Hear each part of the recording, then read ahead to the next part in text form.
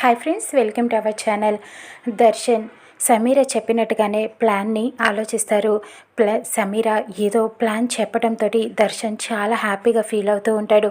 ఇక మనం అమ్మ చెప్పినట్టుగానే వింటూనే మనం చేసేది మనం చేద్దాం అని చెప్పి అలా ఇంటికి వస్తూ ఉంటాడు హ్యాపీగా. ఇటు ప్రకాష్ ఫోన్ చేసి లహరితో మాట్లాడుతూ ఉంటాడు. ఇంటికి వచ్చిన దర్శన్ని అందరూ కూడా ఎలా అడగాల అని ప్రయత్నిస్తూ ఉంటారు. తన పైకి గదిలోకి వెళుతూ ఉండగా ఆనంద దర్శన్ అని పిలుస్తూ ఉంటుంది. ఏంటమ్మా అని అడగటంతో, నీతో ఒక విషయం మాట్లాడాలి దర్శన్. నువ్వు శరణ్య ఇద్దరు కలిసి హనీమూన్కి వెళ్తే బాగుంటుంది అని చాలా డౌట్గానే అడుగుతూ ఉంటుంది. దర్శన్ ఏమంటాడో అని భయపడుతూ ఉంటుంది. ఇక శరణ్య కూడా అలానే చూస్తూ ఉంటుంది. ఇప్పుడు ఈయన కోప్పడతారేమో అని అనుకుంటూ ఉంటుంది. అనన్య మాత్రం ఇక మీరు అడిగిన దర్శన్ ససేమిరా అంటాడు, ఎట్టి పరిస్థితులను ఒప్పుకోడు అని అనుకొని సంతోషపడుతూ ఉంటుంది. ఏంటి దర్శన్, ఏం మాట్లాడవేంటి అని అడుగుతూ ఉంటుంది ఆనంద. ఇక దర్శన్ మనసులో ఆలోచించుకొని కానీ పైకి నవ్వుతూ మాట్లాడుతూ ఉంటాడు. అమ్మ ఏంటి అలా అడుగుతున్నావు? నేను వెళ్దామని అనుకుంటున్నాను.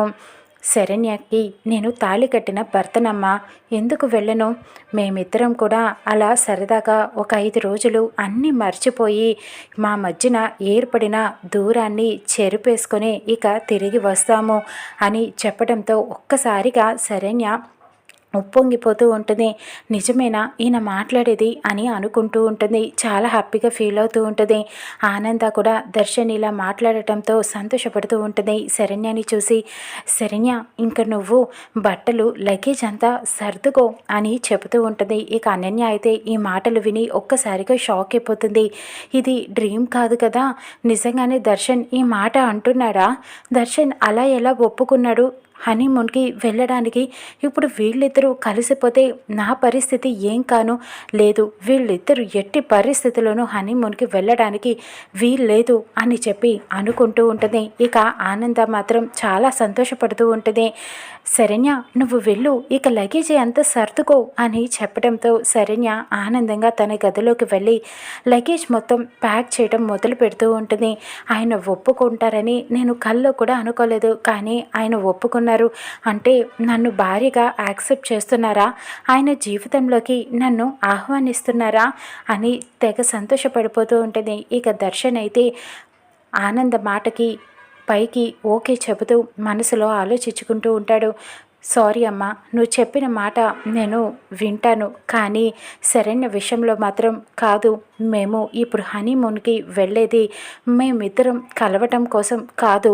నేను ఇక తనతో ఈ బంధాన్ని తెంచుకోవటానికి కోసమే నేను ఈ హనీమూన్కి ఒప్పుకున్నాను అని చెప్పి తన ప్లాన్ గురించి ఆలోచించుకుంటూ ఉంటాడు. సమీర చెప్పిన దాని గురించి ఇక నేను హనీమూన్కి అన్నీ ప్యాక్ చేసుకుంటానమ్మా, శరణ్యని ఇక అక్కడే వదిలించేసుకొని వస్తాను.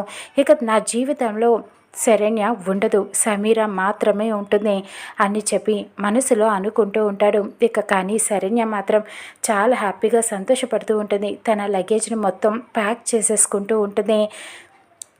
ఏవండి మీవి కూడా నేను బట్టలు సర్దనా అని చెప్పి దర్శన్ రాగానే అడుగుతూ ఉంటుంది. కానీ ఒక పక్కన మనసులో కోపంగానే చూస్తూ ఉంటాడు. మనసులో మాత్రం సమీర ప్లాన్ చెప్పిన దాని గురించే ఆలోచిస్తూ ఉంటాడు. ఏమండి అన్నీ సర్దుకోండి, నేను కూడా అన్నీ సర్దేసుకుంటాను అని తెగ సంతోషపడిపోతూ ఉంటుంది.